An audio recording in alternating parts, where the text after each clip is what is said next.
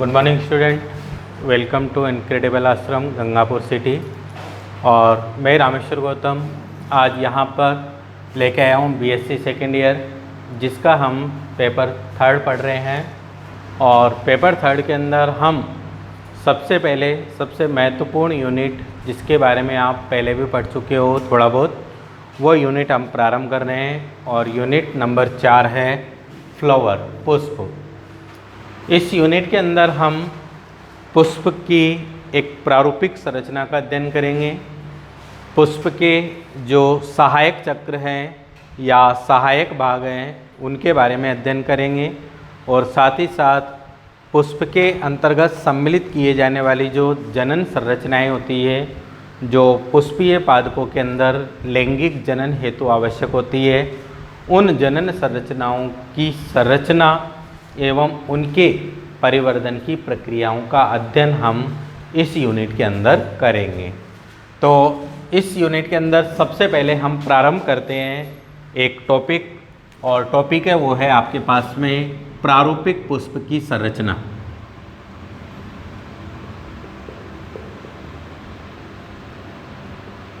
प्रारूपिक पुष्प की संरचना।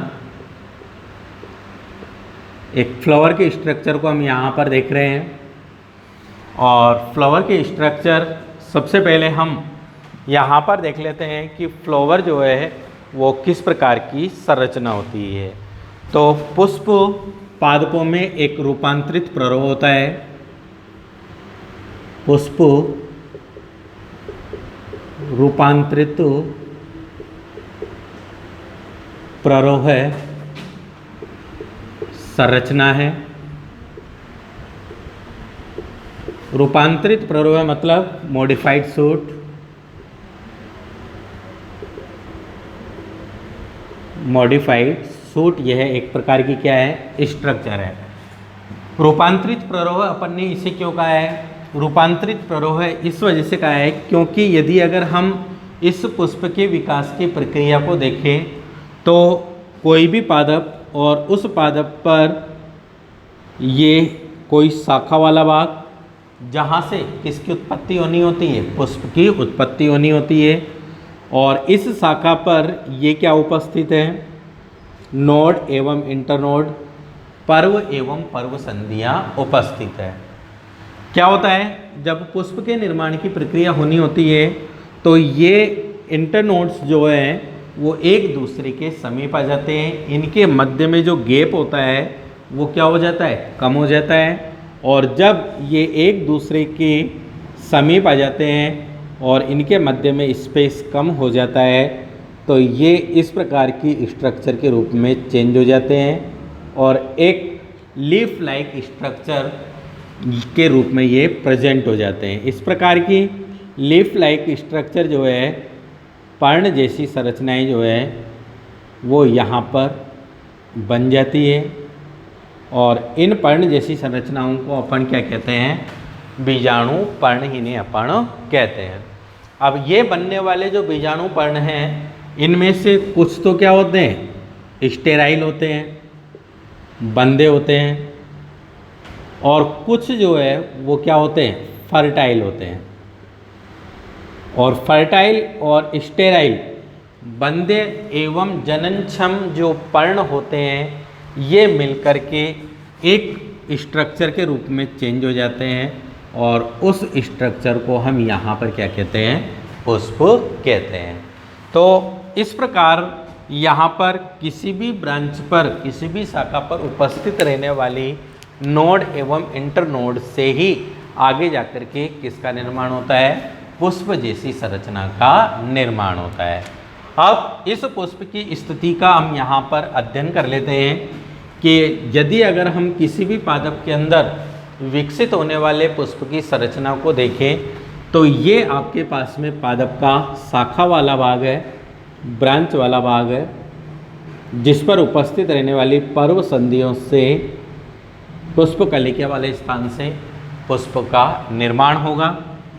एक पतले वृंत की सहायता से, एक छोटे से पतले वृंत की सहायता से पुष्प इस शाखा से लगा हुआ होता है और इस पतले व्रंत युक्त संरचना को पुष्प व्रंत कहा जाता है। पुष्प व्रंत पेडिकल जिसे हम कहेंगे, पुष्प व्रंत कहेंगे। इस पुष्प व्रंत का ऊपरी सिरा एक फूली हुई संरचना के रूप में यहाँ पर निर्मित हो जाता है। यह एक फूली हुई संरचना के रूप में चेंज हो जाता है और इस फूली हुई संरचना को पुष्पासन थैलेमस इसे कहा जाएगा। पुष्पासन थैलेमस इसे कहा जाएगा और इस पुष्पासन के ऊपर ही संपूर्ण पुष्प जो है वो व्यवस्थित होता है। और पुष्प की संरचना का जब अध्ययन करेंगे हम तो इस पुष्प की संरचना के अंदर 4 चक्र या 4 भाग उपस्थित होंगे और ये चारों चक्र या चारों भाग जो है वो इस थैलेमस वाले भाग पर उपस्थित होंगे, टिके हुए होंगे। अर्थात हम कह सकते हैं एक पूरा पुष्प जो है वो किस भाग पर टिका हुआ होता है, तो इस पुष्पासन थैलेमस वाले भाग पर यह टिका हुआ होता है। जब इस थैलेमस वाले भाग के ऊपर की ओर हम देखते हैं तो सबसे पहले आपको इस थैलेमस के चारों ओर छोटी छोटी हरे रंग की पर्ण सदृश संरचनाएं अपन को दिखाई देंगी और इन हरे रंग की पर्ण सदृश संरचनाओं को हम बाह्य दलपुंज कहेंगे।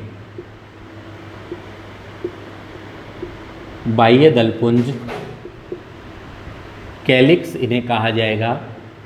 बाह्य दलपुंज जो हरे रंग की छोटी पर्ण युक्त संरचनाएं होंगी, बंध्य भाग होगा, स्टेराइल वाला यह भाग होगा।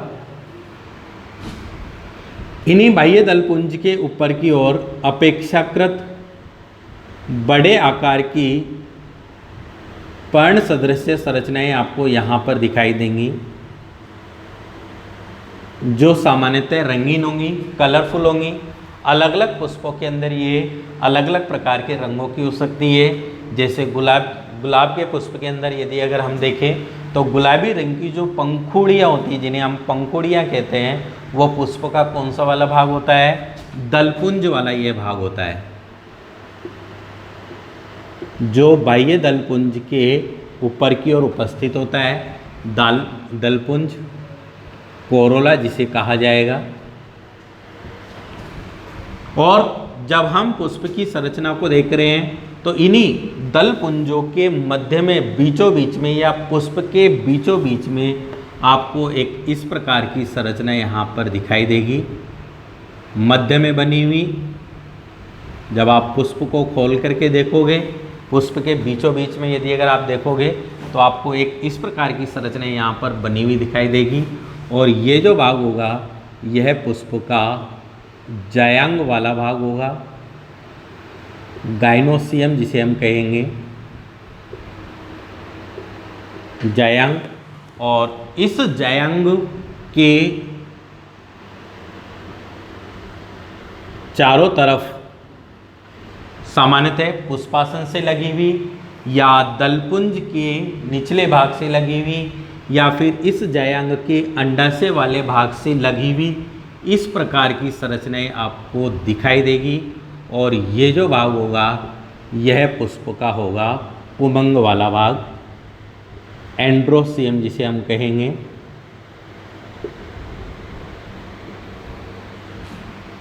और इस प्रकार की संरचना के रूप में एक प्रारूपिक पुष्प की संरचना आपके पास में उपस्थित होगी।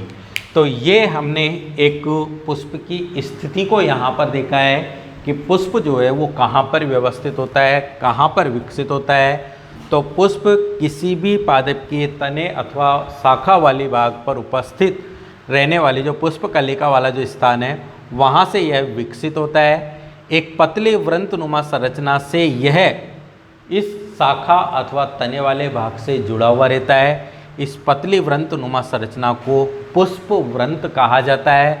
पुष्प व्रंत का ऊपरी सिरा एक फूली हुई संरचना के रूप में उपस्थित होता है जिसे पुष्प का पुष्पासन या थैलेमस वाला भाग कहा जाता है। और इसी पुष्पासन पर पुष्प के चारों चक्र या चारों भाग उपस्थित होते हैं। कौन कौन से चारों भाग?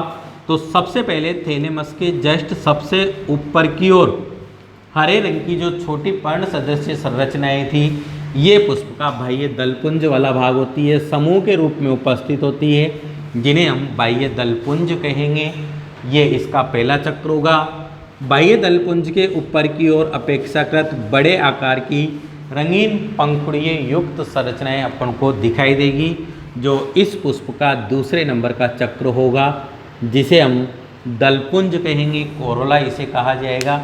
ये भी समूह के रूप में उपस्थित होती हैं।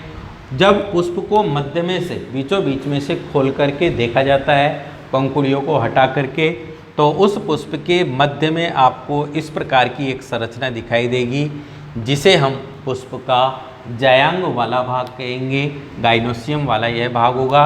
यह पुष्प का मादा जनन भाग होता है। गाइनोसियम जो है यह पुष्प का मादा जनन भाग होता है, और इसी के मध्य में चारों तरफ आपके पास में इस प्रकार की एक वृंत से लगी हुई और शीर्ष पर दो पाली युक्त फूली हुई संरचना के रूप में संरचनाएं दिखाई देंगी, जिन्हें हम पुमंग कहेंगे। और ये पुमंग जो है वह पुष्प का नर जनन भाग होता है,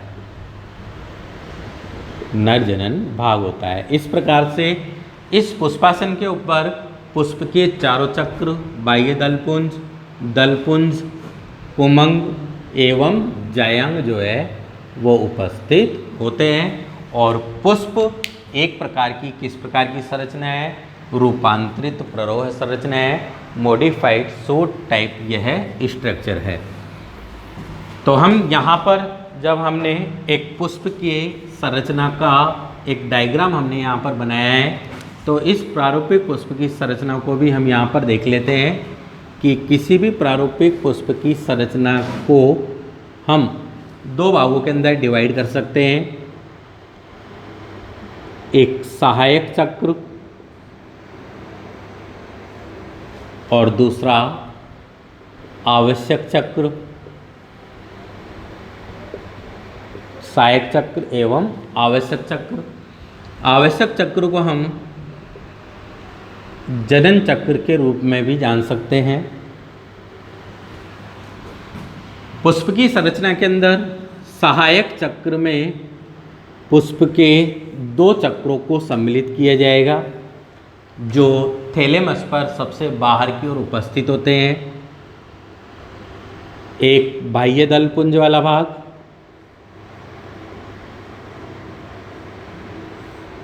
और दूसरा दलपुंज वाला भाग। बाह्य दलपुंज और दलपुंज जो है वो पुष्प के सहायक चक्रों के अंतर्गत सम्मिलित होंगे, और आवश्यक चक्र के अंतर्गत पुष्प के शेष जो दो भाग बचे हैं उनको सम्मिलित किया जाएगा, जिसमें पुमंग, एंड्रोसियम और सबसे अंतिम भाग जायांग, गाइनोसियम के रूप में। तो इस प्रकार से पुष्प के चारों चक्रों को हम दो भागों के अंदर डिवाइड कर सकते हैं, एक सहायक चक्र के रूप में और दूसरा आवश्यक चक्र के रूप में। जैसा कि हमने अभी जाना कि पुष्प क्या है? रूपांतरित प्ररोह है। शाखा पर उपस्थित रहने वाले पर्व एवं पर्वसंधियाँ एक दूसरे के समीप आ जाती है और संगठित समूह के रूप में विकसित होकर के ये बीजाणु पर्ण के रूप में विकसित होती है। दो प्रकार की बीजाणु पर्ण जो है वो यहाँ पर निर्मित होती है। एक बंद बीजाणु पर्ण निर्मित होती है और दूसरी जननक्षम या फर्टाइल बीजाणु पर्ण यहाँ पर विकसित होती है। बाह्य दलपुंज और दलपुंज जो है ये बंद बीजाणु पर्ण है, जबकि पुमंग एवं जायांग जो है ये जननक्षम बीजाणु पर्ण होंगी। बाह्य दलपुंज जो समूह के रूप में उपस्थित हैं उन्हें हमने बाह्य दलपुंज के रूप में बोला है। इसके एक सदस्य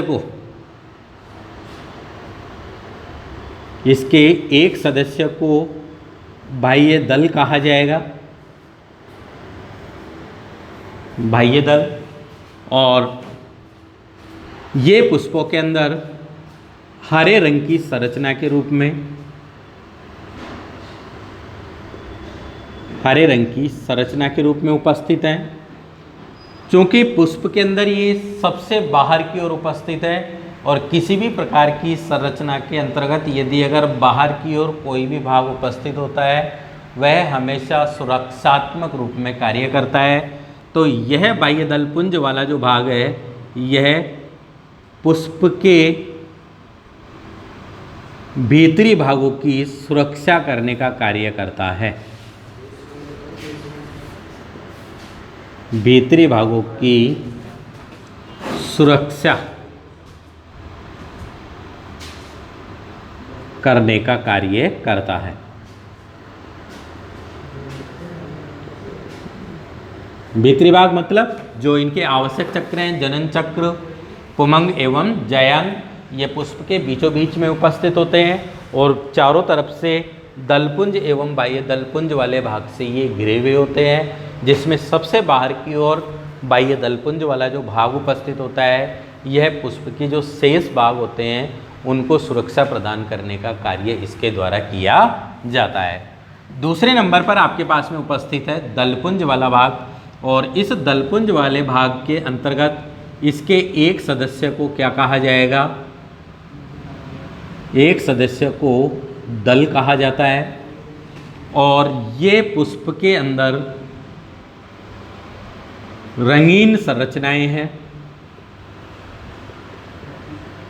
रंगीन संरचनाएं हैं। साथ ही साथ ये पुष्प का सबसे आकर्षित भाग है, पुष्प का सबसे आकर्षित भाग है और कीटों को अपनी परागण क्रिया हेतु अपनी ओर आकर्षित करता है। कीटों को परागण क्रिया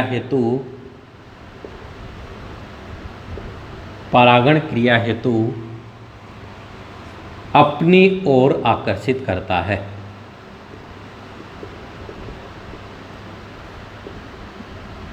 आकर्षित करता है, तो ये इनका क्या हो जाएगा? कार्य हो जाएगा। तो दलपुंज जो समूह के रूप में उपस्थित है, इसके एक सदस्य को क्या कहा जाएगा? दल कहा जाएगा। जैसे ये बाह्य दल है तो इसका केवल ये एक सदस्य है, ठीक है, तो ये एक सदस्य बाह्य दल, इसके समूह के रूप में बाह्य दलपुंज कहा जाएगा। दलपुंज, ये दलपुंज इस प्रकार की संरचना के रूप में, तो ये एक सदस्य है, समूह के रूप में इन्हें दलपुंज कहा जाएगा और एक सदस्य को क्या कहा जाएगा? दल कहा जाएगा। रंगीन संरचनाएं हैं और रंगीन संरचनाएं होने के कारण पुष्प में इन्हें पंखुड़ियों के नाम से भी जाना जाता है। पुष्प में इन्हें पंखुड़ियों के नाम से भी जाना जाता है। यह पुष्प का सबसे आकर्षित भाग होता है और पुष्प का रंगीन आकर्षित भाग होने के कारण कीट जो है वो परागण क्रिया हेतु पुष्प की ओर आकर्षित होते हैं। तो दलपुंज वाला जो भाग होता है वो अलग अलग पुष्पों के अंदर अलग अलग प्रकार के रंग का हो सकता है। जैसे गुलाब के पुष्प के अंदर ये गुलाबी रंग का होता है, गेंदे के पुष्प के अंदर ये हल्के पीले रंग का होता है, केसरिया रंग का होता है, सूर्यमुखी के पुष्प के अंदर पीले रंग का होता है। तो ये जो रंगीन पंखुड़ी जो संरचना अपन को दिखाई देती है वो पुष्प का दलपुंज वाला भाग होती है। और पुष्पों के अंदर परा होने वाली जो परागण क्रिया होती है उनके लिए ये कीटों को अपनी ओर आकर्षित करने का कार्य करते हैं। इसके बाद में आवश्यक चक्र के अंतर्गत हमने पुष्प के दो भागों को सम्मिलित किया है, एक पुमंग वाला भाग और दूसरा जयंग वाला भाग। यहाँ पर देखते हैं हम पुमंग वाला जो भाग है, पुमंग पुष्प का कौन सा वाला भाग है? यहाँ पर हमने नोट किया है कि यह पुष्प का नर जनन भाग है, नर जनन भाग है और इसके एक सदस्य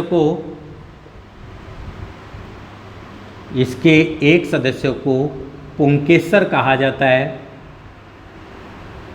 स्टामिन जिसे हम कहेंगे पुंकेसर कहा जाता है।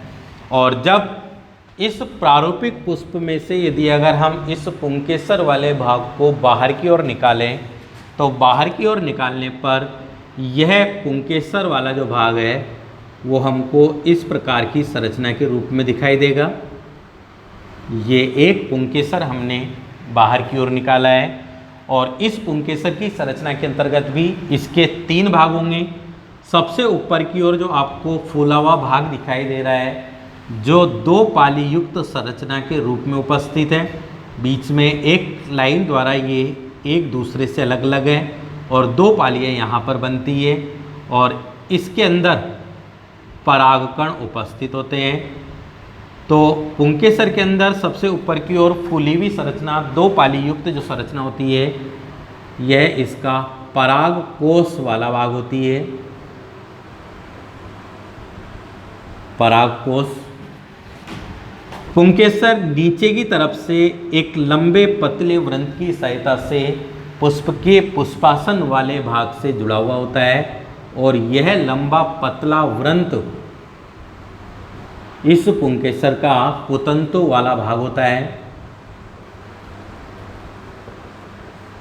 और इस पुंकेसर को, परागकोश को इस पुतंतु से जोड़ने के लिए मध्य में एक संरचना, संधि युक्त संरचना पाई जाती है जो इसका योजी वाला भाग बनाती है।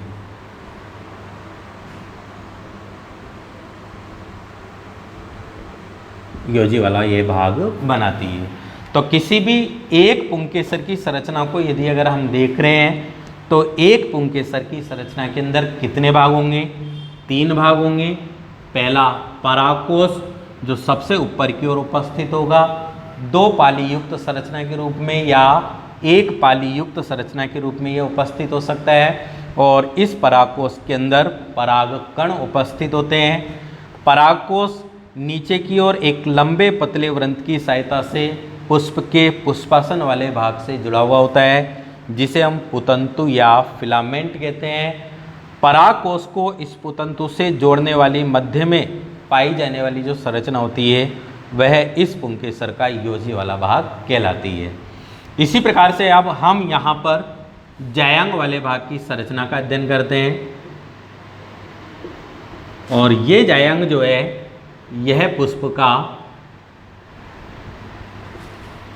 मादा जनन भाग होती है। पुष्प का मादा जनन भाग है और इसके एक सदस्य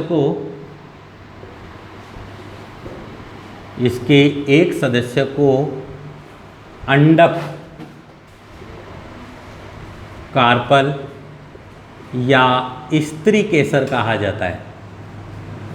इसके एक सदस्य को क्या कहा जाता है? अंडक या स्त्री केसर कहा जाता है। जब हम पुष्प के मध्य में से इस जायांग वाले भाग को बाहर की ओर निकालते हैं तो ये जायांग वाला जो भाग है वो हमको इस प्रकार की संरचना के रूप में दिखाई देगा और इस जायांग की संरचना के अंतर्गत भी इसके 3 भाग होंगे। सबसे नीचे की ओर फूला हुआ गोलाकार या अंडाकार भाग जो उपस्थित होता है, जो पुष्प के पुष्पासन वाले भाग पर टिका हुआ होता है। इस फूले हुए भाग को जायांग का अंडाशय कहते हैं और इस अंडाशय के अंदर एक और गोलाकार संरचना पाई जाती है जिसे बीजांड कहा जाता है। जायांग का सबसे ऊपरी जो भाग होता है यह एक चपटी संरचना के रूप में उपस्थित होता है और पराग कणों को धारण करने का कार्य करता है। यह इसका वर्तिकाग्र स्टिग्मा भाग होता है और इस वर्तिकाग्र को अंडाशय से जोड़ने के लिए मध्य में एक नलिकीय संरचना उपस्थित होती है जिसे हम वर्तिका स्टाइल वाला भाग इसे हम कहेंगे। तो एक जायांग की संरचना के अंतर्गत यदि अगर हम एक स्त्री केसर की संरचना को देख रहे हैं तो इस स्त्री केसर की संरचना के अंतर्गत भी इसके 3 भाग होते हैं। सबसे ऊपर की ओर उपस्थित रहने वाला चपटा भाग जो सामान्यतः परागण क्रिया के फलस्वरूप आने वाले जो पराग कण होते हैं उन्हें ग्रहण करने का कार्य करता है, यह इसका वर्तिकाग्र वाला भाग होता है। नीचे की ओर एक फूली हुई गोलाकार अथवा अंडाकार संरचना के रूप में उपस्थित जो भाग होगा यह इसका अंडाशय वाला भाग होता है। और वर्तिकाग्र को अंडाशय से जोड़ने के लिए मध्य में एक लंबी पतली नली की संरचना पाई जाती है जो इस स्त्री केसर का वर्तिका वाला भाग होती है। तो ये आपके पास में एक प्रारूपिक पुष्प की संरचना है। ये प्रारूपिक पुष्प की संरचना का डायग्राम हमने बना रखा है और ये प्रारूपिक पुष्प की संरचना के अंतर्गत सम्मिलित भाग हैं जिन्हें हमने 2 चक्रों के अंदर व्यवस्थित किया है, एक सहायक चक्र और दूसरा आवश्यक चक्र अथवा जनन चक्र। सहायक चक्र के अंतर्गत बाह्य दलपुंज और दलपुंज वाले भाग को हमने सम्मिलित किया है और आवश्यक चक्र जनन चक्र के अंतर्गत पुमंग एवं जयांग वाले भाग को हमने सम्मिलित किया है। बाह्य दल और दलपुंज जो है वो इसके बंधे चक्र हैं, बंधे भाग हैं और पुमंग एवं जयांग जो है वो इसके जननक्षम बीजाणु पर्ण वाले भाग हैं और पुष्प के अंदर जनन संरचनाओं के रूप में ये उपस्थित होते हैं। इन्हीं जनन संरचनाओं का पुमंग एवं जयांग जो है इनकी संरचनाओं का अध्ययन इस यूनिट के अंदर किया जाएगा और इनके विकास की प्रक्रिया का अध्ययन भी इस यूनिट के अंदर किया जाएगा। इन्हीं जनन संरचनाओं से इन पुष्पीय पादपों के अंदर लैंगिक जनन की प्रक्रिया संपन्न होती है। तो यह है आपके पास में एक प्रारूपिक पुष्प की संरचना। आप इसको नोट कर लीजिए या फिर आप इसका एक स्क्रीनशॉट ले लीजिए जिससे ये आपके पास में एक नोट के रूप में रह जाएगा। ठीक है, तो ये है एक प्रारूपिक पुष्प की संरचना। पहला पार्ट हमने आज इसका पढ़ा है, चौथी यूनिट का। नेक्स्ट वीडियो के अंदर हम पार्ट 2 लाएंगे जिसके अंदर पुमंग एवं जयांग इनकी संरचनाओं का फिर से अध्ययन किया जाएगा। तब तक के लिए देखते रहिए इनक्रेडिबल आश्रम BSc online classes. Thanks for watching.